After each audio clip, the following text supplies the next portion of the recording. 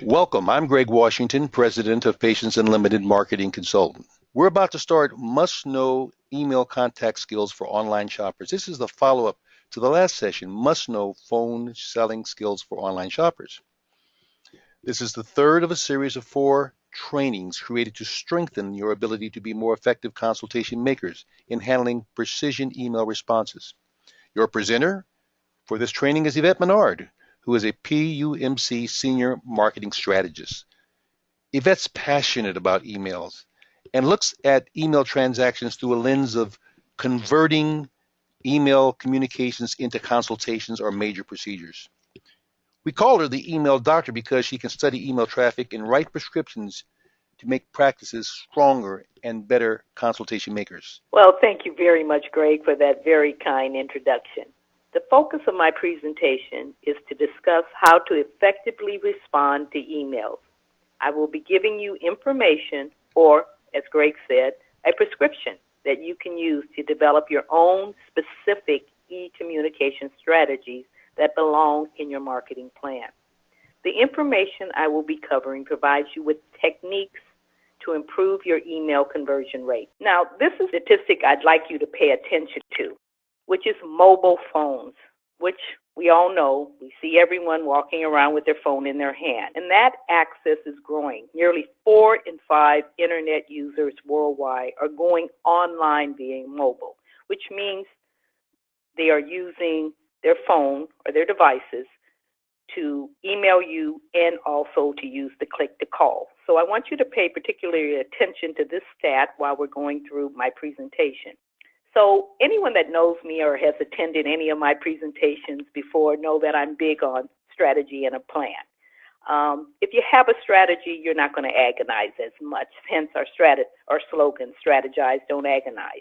Now, you know that this digital world, you have thousands of ways to communicate: emails, texts, social media, and the good old-fashioned way, a phone call.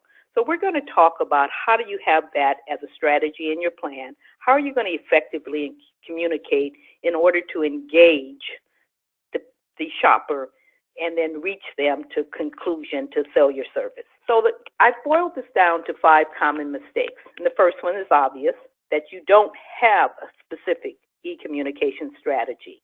Second one, you're not training your staff, or the staff isn't trained on how and what to communicate. And this isn't a one-time leave it and go. This should be done if you're having monthly staff meeting. Then inadequate messaging with no sizzle. And we're going to discuss that and show an example. Inadequate follow-up. And number 5, not analyzing the effectiveness. Number 4 and 5 are very important in order to increase your effectiveness. So the first one, and this you might want to take a note on, is your strategy is going to be based on the sources of your inquiries. Not everyone or not every type of inquiry gets the same type of email response.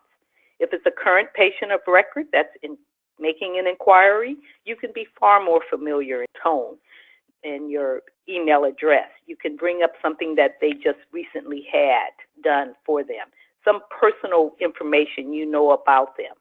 If it's a past patient of record, you should know that. You should know that maybe they want to come back for something, and your email response should acknowledge that they have been in your practice. If it's an e-blast inquiry, then you know what they're interested in. You know by the inquiry you sent out, are they responding to a special? And hopefully you're not offering soup to nut specials every month, that you're pretty targeted on your e-blast so that you can respond effectively to the inquiry. This is a motivated buyer. If they're responding to a specific offer you sent out, you just need to close them.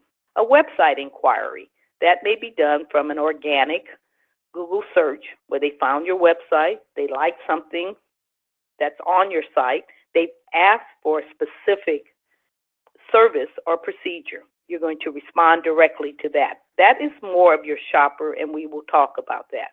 A PPC is a pay-per-click inquiry, and those are shoppers that are in the moment. And if you've missed Mr. Washington's presentation, the very first one, please get back with us and we'll send you a link to view it, because these shoppers require very specific strategies. They're very much in the moment. They probably have hit the click to call button, but you will want to follow up from any of your phone calls with an email, and that's a different strategy. So you have these 6 area categories of inquiries that you need specific strategies to address. So we're going to fix this. We're going to have an email strategy, and we're going to put it in your plan, and you're going to train your staff on that. And hopefully the tools I'm giving you, you can use to develop your plan as soon as the session ends. All right, routine messaging, no sizzle. You've got to do the basics, which I'm going to give you, but you must differentiate your practice or your physicians or your providers from the competitors. And everyone has to state their unique value proposition. That's a marketing term, but all your staff should be able to state what makes your practice special, what the credentials are of your physicians and your ancillary providers, your estheticians, service you offer. They should be able to do that, offering your unique value proposition. We're going to begin with a timely response to the email inquiry. Everyone is in the moment. So before you could say waiting 24 hours, no, you've lost them if you're waiting 24 hours. If it's a website inquiry, it has to be the same day. If it's a pay-per-click inquiry, it has to be as soon as you get it, okay? So a timely response is necessary. Then a clear subject line. Everyone is should be using Outlook.